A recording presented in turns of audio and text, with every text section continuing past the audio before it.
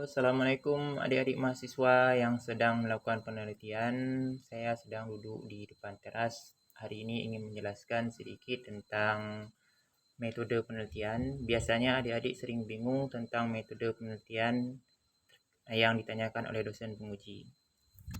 Adik-adik tak perlu khawatir atau tidak perlu merasa sulit karena metode itu sebenarnya metode penelitian biasanya yang paling umum untuk kimia. Ketika menguji kita menggunakan volumetri. Volumetri sendiri berasal dari kata nama volume. Jadi metri itu ukuran. Jadi kita melihat berdasarkan ukuran volume.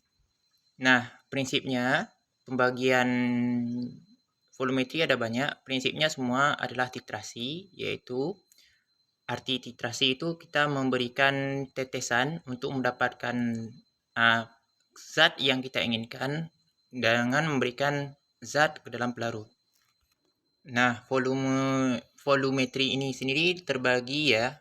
Biasanya ada yang menggunakan iodometri namanya karena dia menggunakan zatnya itu dilarutkan dengan menggunakan iodo. Maka jadilah iodometri.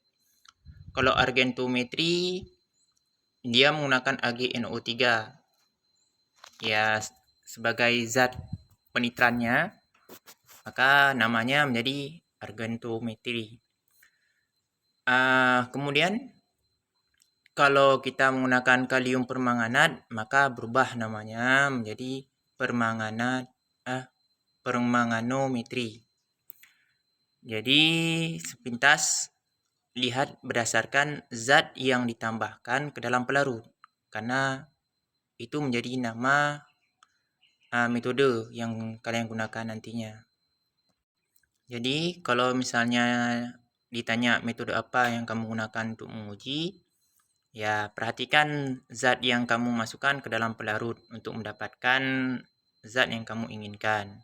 Misal kamu mengatakan asidimetri atau alkalimetri, itu juga bagian dari titrasi, yaitu volumetri, prinsipnya juga titrasi, di mana dia adalah pengenceran. Jadi kalau menggunakan pengenceran untuk zat asam dan basa, kita sebut asidimetri atau alkalimetri, karena kalau dia asidimetri, yang diteteskan ke dalam pelarut adalah zat asam. Kalau dia alkalimetri, yang diteteskan ke dalam pelarut adalah basa.